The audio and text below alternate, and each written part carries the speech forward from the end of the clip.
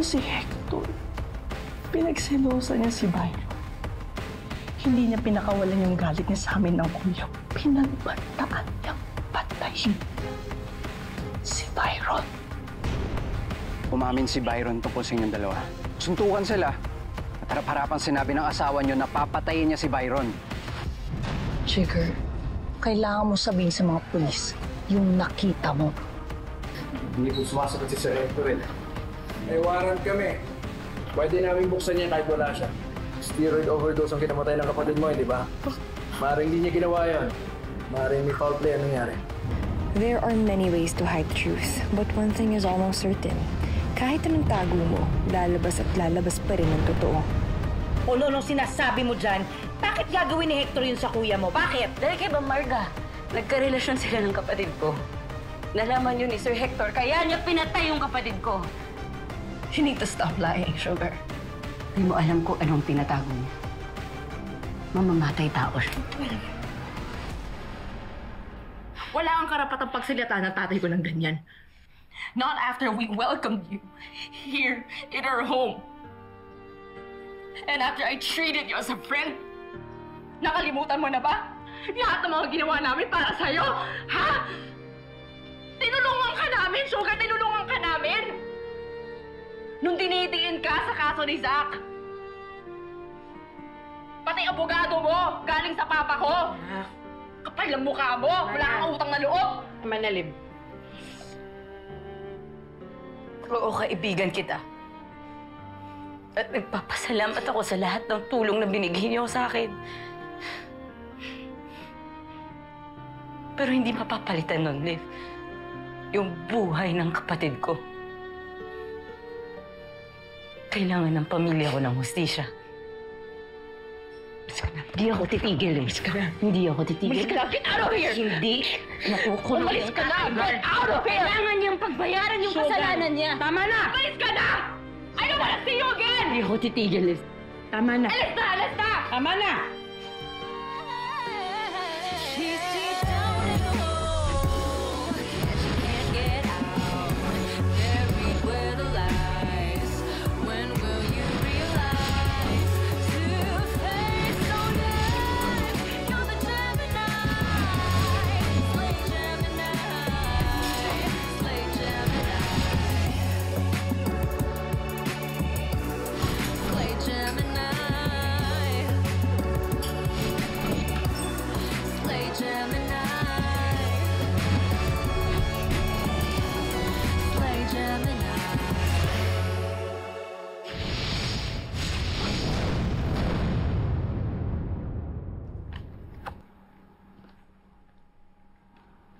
Don't worry, officer.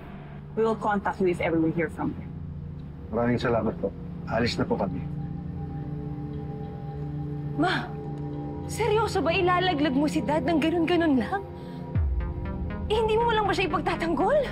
Ma, you really think na siya yung pumatay dyan sa kabit mo? Don't speak to me that way, Amelie. Napupuno na ako sa'yo. My dad is not a killer! And if he really committed that crime, that's on you.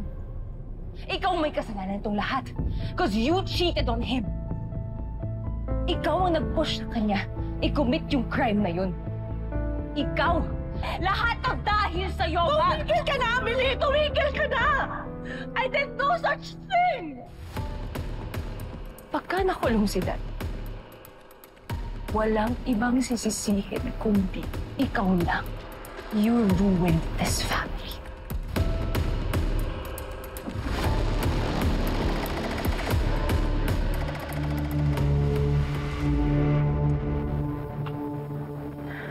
I'm sorry, the subscriber cannot be reached. Please try again later.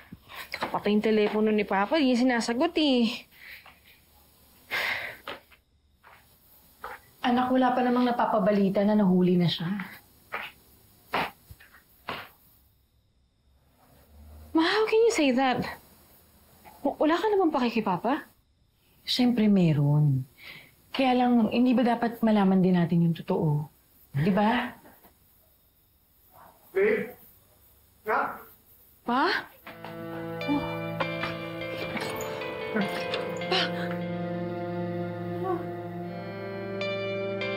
Hector, totoo ba? Ikaw ang pumatay kay Byron? Diyos ko, hindi pa umuwi si Ron. Ano ba? Lourdes. Halika nga. Halika. Oh. Bakit ngayon ka lang? Di ba sinabi ko naman sa'yo na umuwi ka na kahapon? Sayang din nga yung kikitain ko, kaya nag-straight na ako. May problema ba? Oh, anak, bakit bigla kang umuwi? Nahanap ko na kung sino ang pumatay kay Kuya. Ha?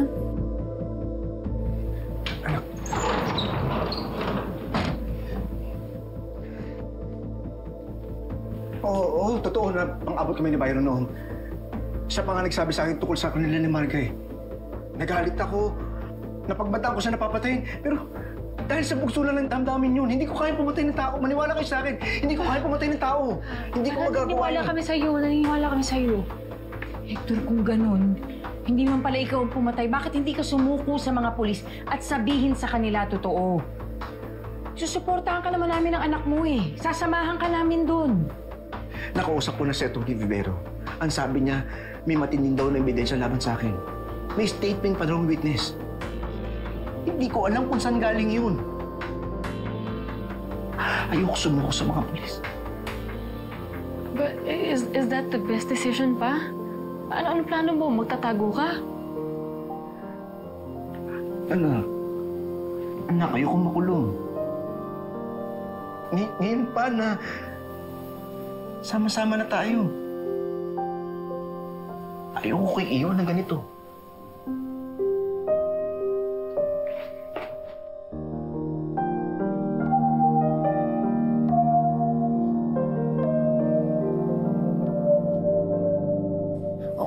Uminom ka muna ng tubig. Sige na.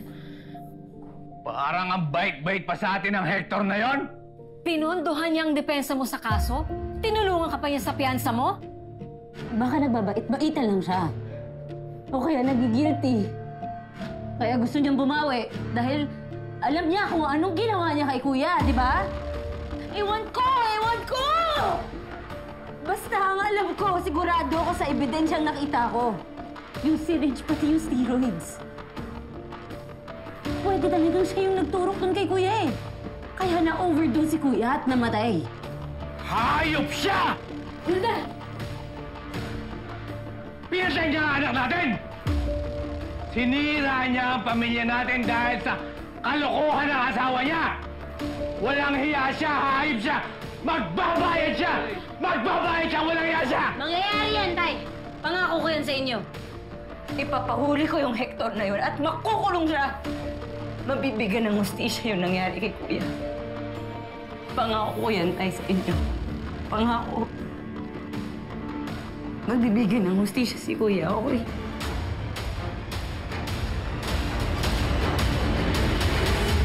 Ma'am, may active warrant para sa tatay ng mga Baltazar. Si Hector Baltazar. For what? Sa pagpatay daw sa kapatid ni Sugar Alvarez. The apple doesn't fall far from the tree. Yes! This is just what we need para magalit si Sugar kay Liv. Pag-aaway-awayin ko lalo silang apat para ilaglag nila si Liv. Gosh, I don't believe it. Parang lahat na lang ata tayo murder suspect na these days. Parang si Liv na lang ata yung walang warrant of arrest in her name as of now. I tried calling Dad. Wala, nakapatay yung phone niya. Malamang kasama niya si Liv tsaka si Tita Leona. Ayoko naman pumunta dun. Ayoko makita si Liv. So don't worry about your dad, okay? I mean, kung ikaw nga napalabas niya ng kulungan, I'm sure he can do the same for himself. Yes, na-hurt ako na iniwan niya ako. But of course, ayoko naman makulong yung daddy ko. I know eh.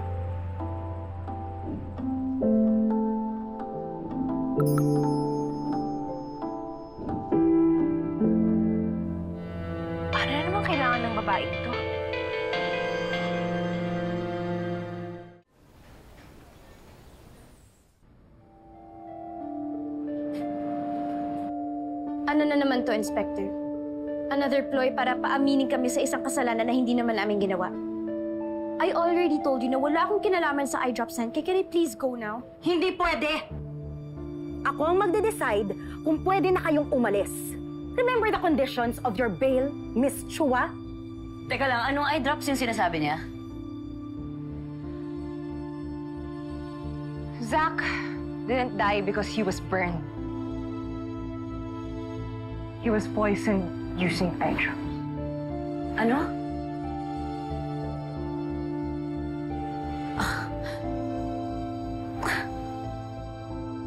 Oh, wala akong alam sa eye drops na yan. Ba't niyo ko pinatawag dito?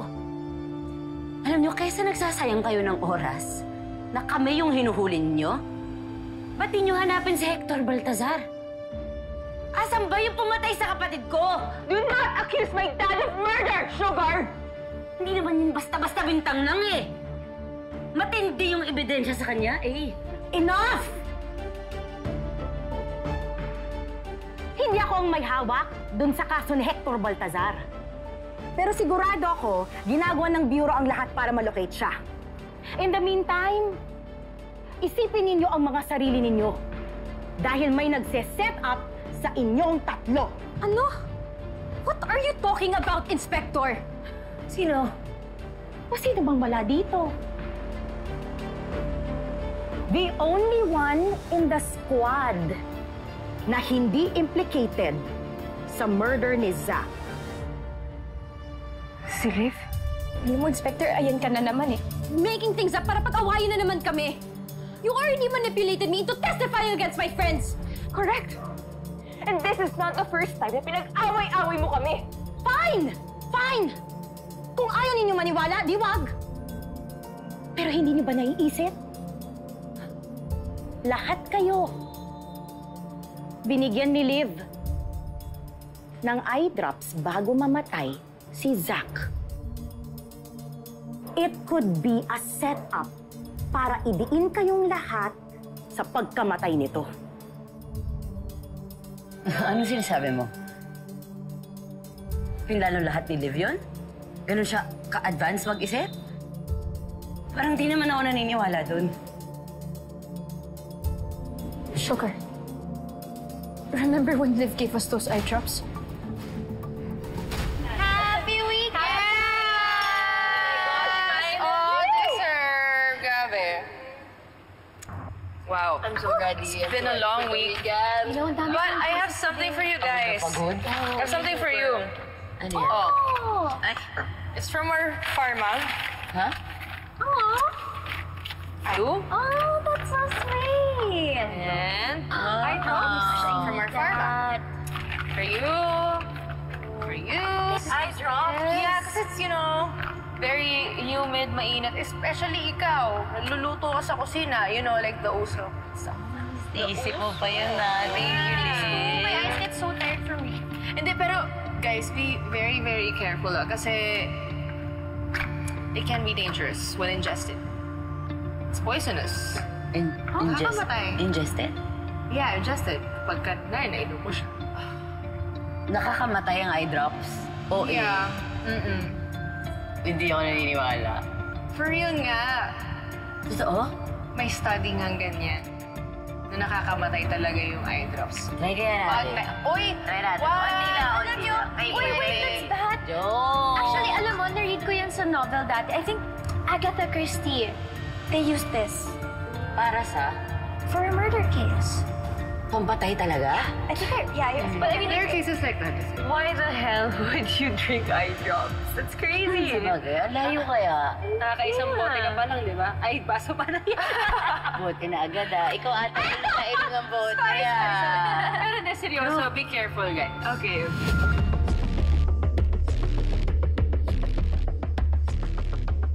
So, winarningan pa niya kayo na nakakalasan yung eye drops? She knew all along.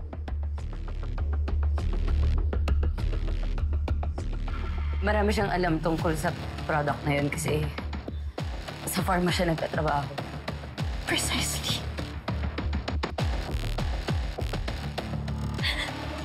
Liv could have used those eye drops to kill Zach. And binigyan niya tayong tatlo para magmukha rin tayong guilty. They've tricked us. Tama si Inspector. Tama si Inspector. Maybe she did set us up. Pero siya talaga yung totoong pumatay kay Zack. Inspector, what are you waiting for? Si Liv naman ang arestuhin mo! Arrest her now!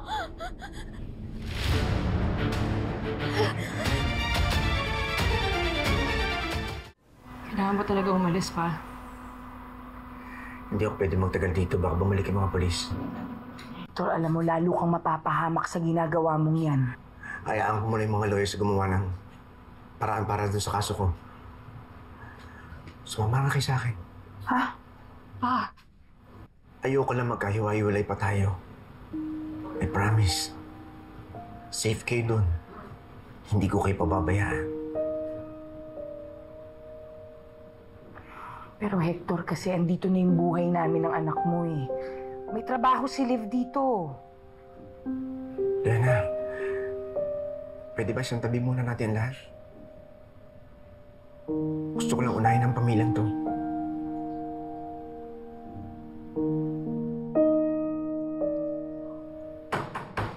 Tao po! National Police Bureau! Buksan niyo ang pinto!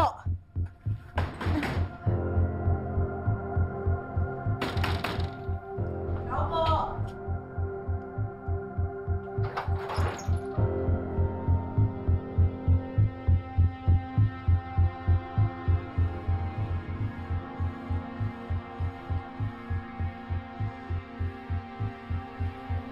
Wala dito si Papa.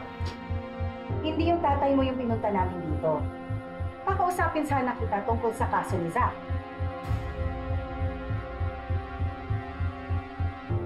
Pero kung nandito si Hector Baltazar, pwede namin siya arestuhin dahil may active warrant kami against him. Nakikita mo ba si Hector dito? May nakikita kang wala si Hector dito.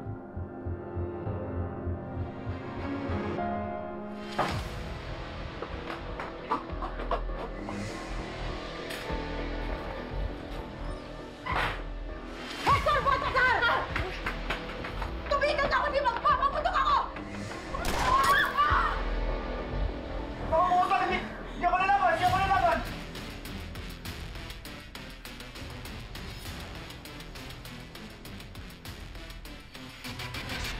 Hector!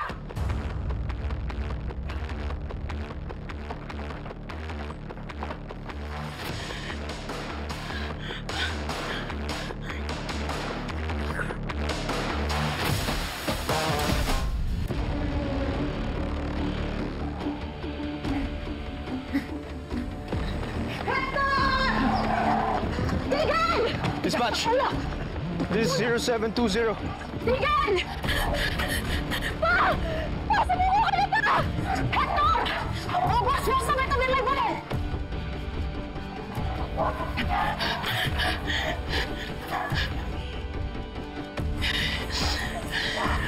Ma! Masal ka pa mo!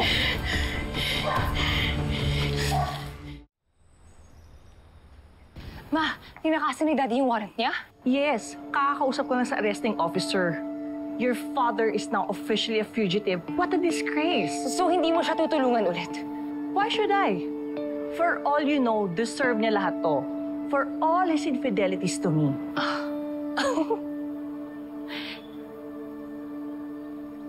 Eh di ba nag-cheat ka din? Eh ikaw, asan yung karma mo?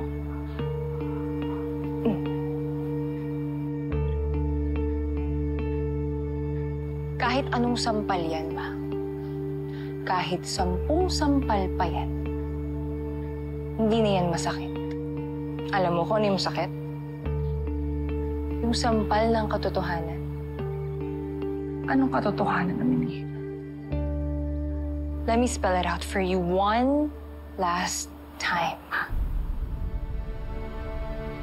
You can never be the mother that I hoped for. wala ka na talagang pag-asa. Never ko gugustuhin maging katulad mo.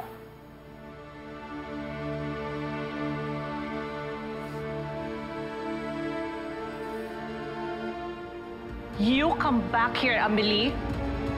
Come back here, Amelie. Hindi pa na kaya nangyari sa papa mo. Hindi ko na nalaman. Sana okay na si Papa. Pag magkausap kayo ng papa mo, baka mas ma-encourage siyang sumuko pag malaman niyang magkakasama rin naman kayo sa loob ng presinto. Ay, Inspector, kami ho, marunong kami rumispeto sa mga pulis, ha? Pero pagka ganyan ang gusto mo, yung bastusa na ganyan, gusto ko rin ho yan. Ma, tama na. Oo. Tama na, Ma. Nakakapikon, hindi ba? Nakakainis? Nakakaasar. Alam nang nag-aalala tayo sa papa mo. Tapos, nagsasalita pa ng ganyan. Pandagdag pa, hindi ba? Hindi ako nang-aasar. Talaga makukulong tong si Liv dahil sa pagkamatay ni Zach. May pinangahawakan ka ba, Inspector? Ha? May pinangahawakan ka? Para pagsalitaan mo ako ng ganyan sa harap ng nanay ko? Ito. Basahin mo. Pirmadong combined affidavit ni Nayana Chua, Sugar Alvarez, at Amelie Baltazar. Lahat sila, ikaw ang tinuturong killer ni Zach. Na kaya mo daw sila pare-parehong binigyan ng eye drops para mailayo sa iyong suspetsa. Para sila ang mapagbintangan kahit na ikaw lang naman ang totoong naglagay ng eye drops sa water ni Zach.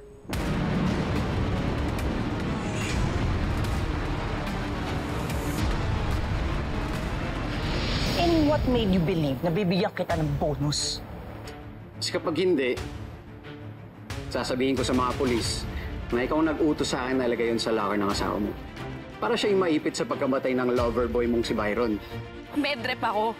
At trabaho kong mamudmod ng mga product samples sa mga tao. Alam mo yan? Exactly! Meron kang perfect alibi. Kaya meron kang excuse para i-cover up yung krimen mo.